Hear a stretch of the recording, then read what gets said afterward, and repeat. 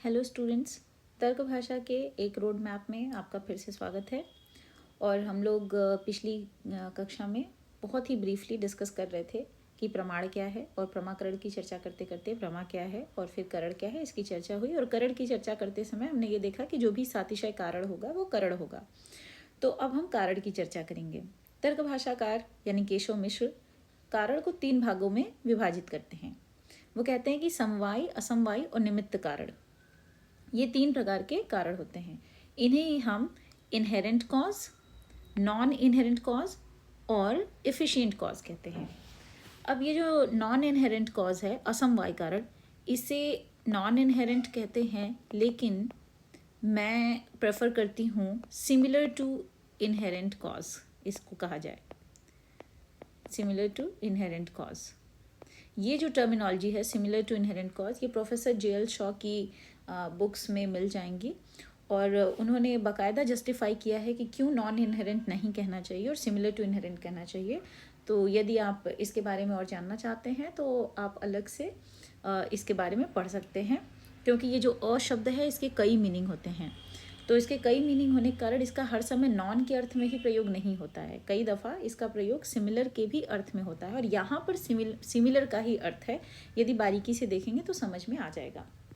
तो 3 प्रकार के कारण हो गए।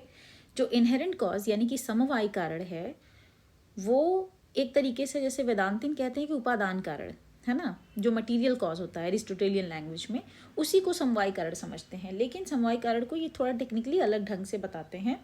समवायी कारण को ये कहते हैं कि समवायी कारण वह कारण है जो कि या जिसमें कार्य उत्पन्न होते समय समवेत होकर रहता है।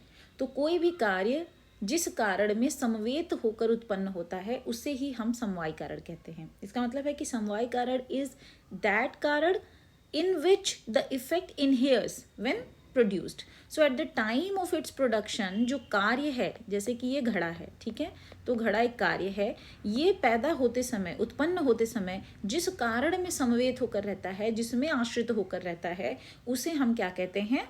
समवायी कारण कहते हैं। जैसे कि ये जो घट है, ये अपनी उत्पत्ति के समय उस मटेरियल में रहता है। जैसे मिट्टी का है तो मिट्टी में, या प्लास्टिक का घड़ा हो सकता है, स्टील का घड़ा हो सकता है, कॉपर का घड़ा हो सकता है। तो ये सब clay, plastic, steel, copper etcetera, they are what? They are समवायी कारण, क्योंकि जो घड़ा उत्पन्न होगा वो इन्हीं उपादानों में, इन्हीं मटेरियल्स में समवेत होकर रहता है, ठीक है। और किसी भी वस्तु के बनने के लिए बहुत सारे कारण होते हैं, जिनमें से कि एक कारण जिसे जनरली या यूजुअली मटेरियल कॉज या उपादान कारण कहते हैं, वो होता है जिससे वह वस्तु बनती है या जिसमें वह वस्तु उत्पन्न होते समय ऑलरेडी आश्रित होकर रहती है, या अपनी उत्पत्ति से पहले ही जिसमें रहती है, ये भी कह सकते हैं आप। लेकिन ऐसा कहना यहाँ पर सही नहीं है, ठीक है, क्योंकि हम न्याय की टर्मिनोलॉजी में बात कर रहे हैं। और यदि ऐसा कह देंगे कि अपनी उत्पत्ति से पहले ही वो जिसमें रहती है, तो हम सत्कार्यवाद को स्वीकार कर लेंगे, जबकि न्याय असत्कार्यवादी है। तो इस तरीके से हम बचते हैं ऐसी टर्मिनोलॉजी यूज़ करने से, जिससे कि उनके अपने मेटाफिजिकल या ऑन्टोलॉजिकल पोजीशंस जो हैं वो वायलेट हो जाएं। तो ऐसा कुछ नहीं करते हैं। इसलिए ऐसा कहेंगे कि जो अब अपनी उत्पत्ति के समय, ठीक है ना, प्रोड्यूस्ड होते समय, जब कार्य जिस कारण में आश्रित होकर रहता है, जिस कारण पर आश्रित होकर रहता है, उसी कारण को हम क्या कहते हैं? समवायी कारण कहते हैं, ठीक है। दूसरा क्या है? असमवायी कारण। असमवायी कारण वह कारण होता है जो कि बहुत सिमिलर होता है समवायी कारण के।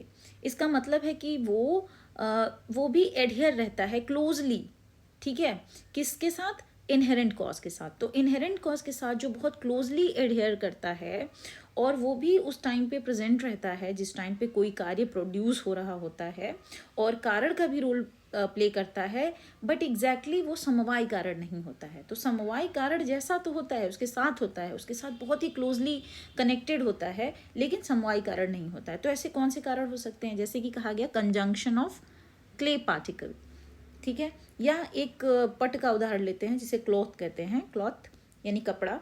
तो कपड़ा बनते समय जैसे थ्रेड है, थ्रेड कपड़े का समवायी कारण हो गया, ठीक है।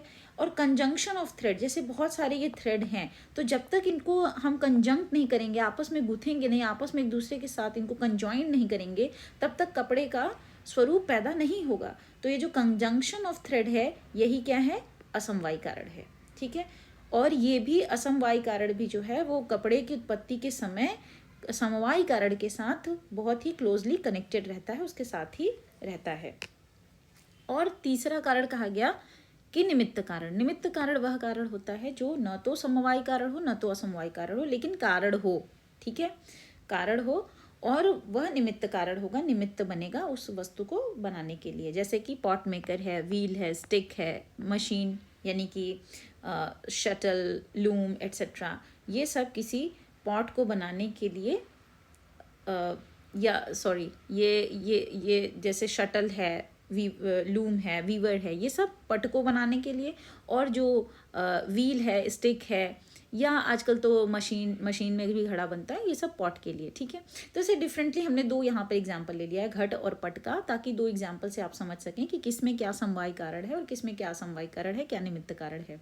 तो हमेशा ध्यान रखेंगे उसका जो मटेरियल कॉज है जिसमें कि वह कार्य संवेद होकर रहता है अपनी उत्पत्ति के समय, वो उसका समवाय कारण होगा। और उसी कारण के साथ जो कुछ रहता है और कार्य अपनी उत्पत्ति के समय या उत्पन्न होते समय इनडायरेक्टली उनसे भी जुड़ा होता है, जैसे कंजंक्शन ऑफ क्ले पार्टिकल, तो वो असमवाय कारण होते हैं।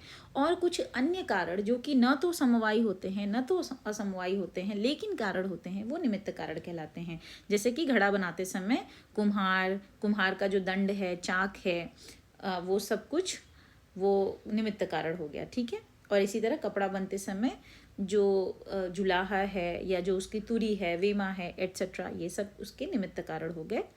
तो इस तरीके से हमें समझना है कारणों को। ऑल्सो कारण की चर्चा करते समय एक बात शायद पहले भी हमने डिस्कस की होगी, लेकिन अगर नहीं की है तो कि साधारण और असाधारण कार्य कारण के रूप में भी हम लोग कारण को देखते हैं कि कुछ कारण ऐसे होते हैं जो कि बहुत साधारण होते हैं, मतलब हर कार्य में होते हैं, चाहे आप घट बनाए, पट बनाए, दूध से दही बने, या फिर दुनिया का कोई भी काम हो, किसी की उत्पत्ति हो, किसी का विनाश हो, कोई भी कार्य है ना। तो कोई भी कार्य होता है तो उसमें कुछ कॉजेज इन जनरल होते हैं। न्याय में इसको 8 माना गया, संख्या में 8 कारण ऐसे हैं जिन्हें साधारण कारण कहा जाता है। इनमें है ईश्वर, ईश्वरीय ज्ञान, ईश्वरीय इच्छा, ईश्वरीय प्रयत्न, अदृष्ट, अदृष्ट का मतलब धर्म अधर्म का संयुक्त रूप अदृष्ट कहलाता है, तो अदृष्ट, और कार्यस्य प्रागभाव, उस कार्य का प्रागभाव आप समझते हैं, अभाव की चर्चा करते समय हम इसके बारे में डिटेल में भी बात करेंगे, लेकिन आप बस इतना समझिए कि किसी भी कार्य का अपनी उत्पत्ति से पूर्व होने वाला जो अभाव है, वो उसका एब्सेंस बिफोर इट्स प्रोडक्शन, ठीक है, उसे हम कार्य से प्रागभाव कहते हैं। दिक् काल इत्यादि, ये सब कॉजेज इन जनरल हैं जो हर कार्य में होते हैं। और असाधारण या विशेष कारण जो होते हैं जिन्हें हम स्पेसिफिक कॉजेज कहते हैं, वो ऐसे जनरल कॉजेज नहीं होते हैं जो हर जगह होते हैं, बल्कि वो कुछ कारण होते हैं, कुछ कारण सामग्रियां होती हैं जो किसी विशेष प्रकार के कार्य के लिए पैदा की जाती हैं। जैसे कि हमने घट पट का ही उदाहरण लिया, तो घट और पट इन दोनों को उत्पन्न करने के लिए अलग अलग कारण सामग्री चाहिए। इसमें कुछ स्पेसिफिक कॉज लगेंगे और इसमें कुछ अलग स्पेसिफिक कॉज लगेंगे। जिस कारण से ये पट बनेगा उसी कारण से घट नहीं बनेगा, इसमें कुछ अलग कारण होंगे, उसमें कुछ अलग, इसी को हम असाधारण कारण कहते हैं। और इन असाधारण कारणों में से जो मोस्ट एफिशिएंट कॉज होता है उसे ही हम कारण कहते हैं, ठीक है। तो कारण को समझने के लिए ही हमने कारणों को समझा और फिर हम कारण तक आए। अब इसमें कुछ बातें और भी बहुत इंपॉर्टेंट हैं जिन्हें समझना चाहिए। जैसे कि जो नव्य न्यायिक हैं, उन लोगों ने व्यापारवद असाधारणम कारणम करणम कहा कि व्यापारवद जो असाधारण कारण होता है वह कारण होता है। इसको समझने के लिए आगे हम लोग व्यापार क्या है ये सब देखेंगे। असाधारण कारण तो आप समझ गए, व्यापारवद क्या होता है या व्यापार क्या होता है इसे हम लोग समझेंगे। लेकिन उसके पहले एक बात और समझ लेते हैं जो कि ज़रूरी है। ज़रूरी ये है कि जैसे हमने यहाँ पर समवाय कारण की चर्चा की, ठीक है, तो समवाय कारण की चर्चा करते हैं तो यहाँ पर एक बात आता है कि समवाय कारण जो होता है वो अपने कार्य के साथ या कार्य अपने कारण में समवाय संबंध से रहता है, ऐसा कह सकते हैं। यानी कि कार्य कारण के बीच में, कॉज और इफेक्ट के बीच में जो संबंध होता है इसे हम समवाय संबंध कहते हैं। और समवाय कैटेगरी भी है, जैसा कि आप लोग जानते हैं कि न्याय वैशेषिक में जो 7 पदार्थ हैं, द्रव्य गुण कर्म सामान्य विशेष समवाय और अभाव, उसमें से जो छठा पदार्थ है 6th कैटेगरी वो समवाय की कैटेगरी है, ठीक है।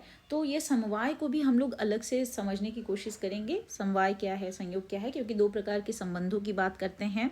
तो यहाँ पर तर्क भाषाकार यही समवाय कारण की चर्चा करते समय ही इन संबंधों की चर्चा करते हैं कि द्विविधा संबंध, दो प्रकार के संबंध होते हैं।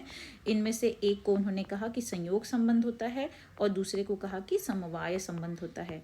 तो संयोग संबंध और समवाय संबंध की चर्चा यहीं पर समवाय कारण के अंतर्गत की गई और कहा गया कि समवाय संबंध कहाँ होता है, तत्र अयुत सिद्धियोः संबंध समवाय, जहाँ पर अयुत सिद्ध होते हैं वहाँ पर समवाय संबंध होता है। ठीक है, अयुत सिद्ध, अयुत सिद्ध का मतलब होता है इनसेपरेबल्स। इनसेपरेबल्स मतलब जो सेपरेट न किए जा सकें, उन्हें अयुत सिद्ध कहते हैं। ठीक है, और कह दिया कि अन्योस्तु संयोग एव, तो अयुत सिद्धों के बीच में, इनसेपरेबल्स के बीच में समवाय संबंध होता है और अन्य जगह पर, अन्य हर जगह जहाँ पर इनसेपरेबल्स नहीं होते वहाँ पर संयोग संबंध होता है। तो इनके बारे में भी किसी और लेक्चर में हम लोग डिटेल में बात करेंगे, लेकिन यहाँ पर बस इतना समझना है कि यह समवाय संबंध 5 जगहों पर होता है। इन 5 जगहों में क्या क्या है, जैसे कि अवयव अवयवी, गुण गुणी, क्रिया क्रियावान, जाति व्यक्ति विशेष और नित्य द्रव्य। इनके बारे में हम लोग कहीं पर बात भी कर सकते हैं, लेकिन उसके बारे में हम लोग दूसरे लेक्चर में बात कर लेंगे। ठीक है, कोई और वीडियो उस पर बना लेंगे। फिलहाल हम लोग आगे देखते हैं कि जो 3 प्रकार के जो कारण हैं, ये 3 प्रकार के कारण भाव पदार्थों पर ही अप्लाई होते हैं। यानी कोई भाव पदार्थ जिसका अस्तित्व है, ऐसे पदार्थ पर ही ये अप्लाई होंगे। भाव पदार्थ में मतलब आप ये भी समझ सकते हैं कि जो 7th कैटेगरीज हैं उनमें 6 जो हैं वो भाव पदार्थ हैं और एक जो अभाव है वो अभाव पदार्थ है। ठीक है, तो बाकी के जो 6 हैं भाव पदार्थ, उन भाव पदार्थों पर तीनों कारण अप्लाई होते हैं, यानी समवायी, असमवायी और निमित्त। ठीक है, ये तीनों कारण जो हैं वो भाव पदार्थों पर अप्लाई होते हैं, जबकि इस अभाव पदार्थ पर केवल और केवल निमित्त कारण ही अप्लाई होता है। ठीक है, तो निमित्त कारण अभाव पदार्थ पर अप्लाई होता है, समवाय और असमवाय कारण भाव पदार्थों पर अप्लाई होते हैं। अब कारण या इंस्ट्रूमेंट वह कारण होता है which one is the most efficient out of these 3 कारणास। ठीक है, तो सबसे पहले किसी भी प्रमा का यदि आपको कारण पता करना है तो वो जो प्रमा है, वो जो वैलिड कॉग्निशन है, वो किन किन कारणों से हमें प्राप्त हुआ है, उन सभी कारणों को देखना होता है और उन कारणों में से, सभी कारणों में से जो सबसे एफिशिएंट कारण होगा वही उसका कारण बनेगा। ठीक है, तो इस तरीके से हम कारण को प्राप्त करते हैं और जो उस प्रमा का कारण होगा वही प्रमाण कहलाएगा। यहाँ से पूरी चर्चा चली थी और हम यहाँ पर समझ जाते हैं कि दैट सातिशय कारण, ठीक है, जो जिसे हम कारण कह रहे हैं, ऑफ द वैलिड कॉग्निशन यानी प्रमा इज कॉल्ड प्रमाण। तो प्रमाकरणम प्रमाणम यहाँ से प्रूव होता है और इसे ही हम लोग इंस्ट्रूमेंट ऑफ वैलिड कॉग्निशन कहते हैं, जो बहुत ही इंपॉर्टेंट बात